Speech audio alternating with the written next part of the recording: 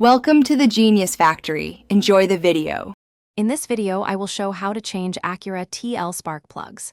First, gather your tools, including a 3/8" drive ratchet, various extensions, and a 5/8" spark plug socket.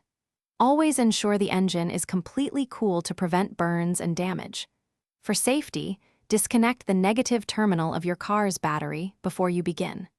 This preparation ensures a smooth and safe replacement process. Now, let's access the front spark plugs. You'll see 3 ignition coils clearly visible on the front of the engine. Use a 10mm socket to remove the bolt holding each coil in place. Once the bolts are out, gently twist and pull each ignition coil straight up to remove it. This exposes the spark plugs, making them ready for removal.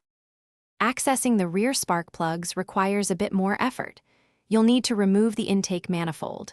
Start by disconnecting all hoses and electrical connectors attached to it. There are several 10mm bolts holding the manifold down. Once these are removed, carefully lift the manifold and set it aside. This provides clear access to the 3 rear ignition coils and spark plugs. With the old plugs out, it's time to install the new ones. Hand thread each new spark plug to avoid cross-threading, then tighten them to 25 foot-pounds using a torque wrench.